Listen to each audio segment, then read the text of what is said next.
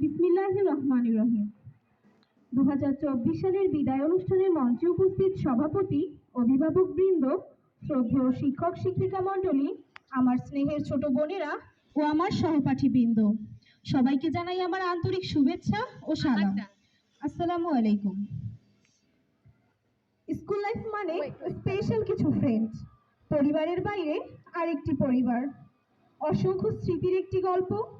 School life মানে boring সেই dress, school life মানে সকালের কড়া রোদে অ্যাসেম্বলি, স্কুল লাইফ মানে বন্ধুদের সাথে ঝগড়া হলে কমন একটা ডায়লগ, মনি ছুটির পরে থাকিস, তোর খবর আছে। আর অন্যদিকে বিদায় মানে বেদনার চোখে বৃষ্টিতে তবু তুমি চেয়ে থাকি অপলক।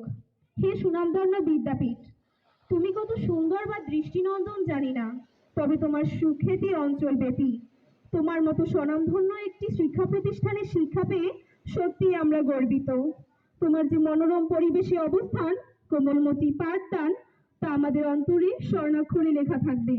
সম্মানিত শিক্ষক মণ্ডলী, প্রত্যেকটা প্রধান শিক্ষকের যেমনটা হওয়া উচিত, শত রাগের পেছনেও আমাদের জন্য লুকিয়ে ছিল যে ভালোবাসা, বাংলা সেকেন্ড পেপার ক্লাসটাতে কখনো তা প্রকাশ করেছেন আমাদের শ্রদ্ধেয় প্রধান শিক্ষক জনাব শাহিনা ম্যাম। কিন্তু পড়ানো হলে তার কঠোরতা ভুলিয়ে দিত আমাদের প্রতি ম্যামের ভালোবাসা ও আদর স্নেহ। কিন্তু আজ বুঝতে পারছি তার কঠোরতা ছিল আমাদের ভালোর জন্যই। হয়তো ম্যাম আমরা আপনার মনে অনেক কষ্ট দিয়েছি, জানা অজানা আপনার ছোট্ট মেয়েদের এই কষ্টগুলোকে ক্ষমা করে আমাদের শ্রদ্ধা ও ভালোবাসা গ্রহণ করুন। আর কোনোদিন হয়তো মজার চলে হাফিজ স্যারের মুখে রাম ছাগল ডাকতে শোনা হবে না। তিনি আমাদের যেমন শাসন করতেন, ঠিক তেমনি আমাদের স্নেহ ও ভালোবাসতেন। হয়তো মুখে কোনোদিন স্যার চাচি আমার ডাকটাও শোনা যাবে না, বসা হবে না স্যারের সাথে কখনো আর জীববিজ্ঞান ক্লাসটাতে। একটি পাখির যেমন দুটি ডানার মাধ্যমে নিজ লক্ষ্যে যেতে পারে, তেমনি সাপোর্ট হিসেবে আমাদের প্রত্যেকটা কাজের সফলতার পেছনে সেই পাখির দুটি ডানার মতো ছিলেন শাহিদা ম্যাম ও সুচিত্রা ম্যাম। সকল গাছের পথ প্রদর্শক হিসেবে তারা সবসময় আমাদের পাশে থেকেছেন। যাদের রাগও ছিল হাসিতে, খুশিটাও ওই হাসিতেই ছিল। আর কখনো সুচিত্রা ম্যামকে আমাদের মুখে শুনতে হবে না মামুনি ডাকটা। শাহিদা ম্যামও আর কোনোদিন বাংলাদেশ ও বিশ্ব পরিচয় ক্লাসে পড়ানো হলে বকা দিবেন না। আর হবে না না হয় ম্যামকে দেখে অ্যাসেম্বলিতে সবার পেছনে গিয়ে লুকিয়ে থাকা। আর হবে না সেই শারীরিক শিক্ষা ক্লাসটাতে মজার ছলে ব্যায়াম করা। আর কখনো পড়ার ভয়ে শারীরিক শিক্ষা বইটা আনার পরেও ব্যাগের ভেতরে লুকিয়ে রাখা হবে না। নাজনীন ম্যামের মুখে সোনামণি ডাকটা অনেক ভালো লাগে। আর কখনো যেটা শোনা হবে না, roll number 1 yes ma'am, roll number 31 yes ma'am. অতঃপর শেষবারের মতো বন্ধ হলো নাজনীন ম্যামের সেই ডিজিটাল হাজিরা খাতাটা। খাতাটা পড়ে থাকবে হয়তো বিদ্যালয়ের কোনো এক কোণে, কিন্তু ধুলো জামা ওই পাতাগুলো দিয়ে জমে থাকবে 5টি বছরের মায়াজালে আবদ্ধ কিছু মানুষের নাম ও স্মৃতিগুলো। মায়ের মতো আর কখনো ম্যাম নামাজ পড়ার কথা বলবেন না। যদিও নবম দশম শ্রেণীতে আমরা আলম শরীফ স্যারের ক্লাসটা পাইনি, কিন্তু 6-7টাতে স্যারের সেই মজাগুলো ভোলা যাবে না কখনো। তবু স্মৃতি হিসেবে স্যারের কথাগুলো মনে থাকবে আজীবন, আর স্যারের বলা সেই গল্পগুলো। 5 বছরের স্কুলের জীবনটাতে হরিতেশ স্যারের সাথে মনে হয় আনন্দ কোনো মুহূর্তটা বেশি কেটেছে। আর কখনো রসায়ন ক্লাসে বিক্রিয়া দিয়ে হাসাহাসি করা হবে না, আর কখনো গলিত ক্লাসটাতে হাসাহাসি হবে না। স্যার আর কখনো 3 আর 4 ডাউন গল্পটাও বলবে না। কখনো ভুলতে পারবো না হরিতেশ স্যারের সাথে কাটানো এই বন্ধু সুলভ মুহূর্তগুলো। আর পাবো না স্যারকে সবাই ফলো করার সুযোগটা। মামুন স্যারের কাছে আর কখনো টিফিন টাইমে ল্যাবরুমে যাওয়ার আবদারটা করা হবে না।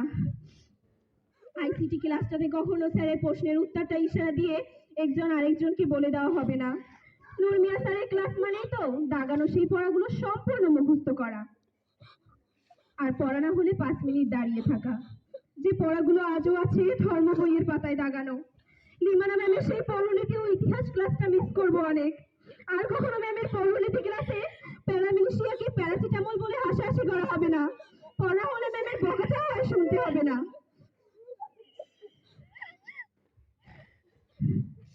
জাকির স্যারের সেই 6ষ্ঠ শ্রেণীর ধর্ম ক্লাসের গল্পগুলো মনে পড়ে এখনো। কি বাবা, তোমাদের কিছু লাগবে? লাইব্রেরির দরজার সামনে দাঁড়িয়ে আর কখনো শোনা হবে না এই কথাটা। লাইব্রেরিতে গিয়ে কখনো আর কিছু স্যারের কাছে চাওয়া হবে না। আশিক স্যারের গানের ক্লাসটা মিস করবো অনেক। আর কখনো ক্যারিয়ার ক্লাসে স্যারকে নিয়ে গান শোনা হবে না। সুমন স্যারের ক্লাসটাতে আর কখনো গ্রামার নিয়ে আলোচনা করা হবে না। স্যারের ক্লাস মানে তো একটু ভুল হলেই স্যারের সেই উক্তিগুলো যা শুনতে শুনতে মুখস্থ।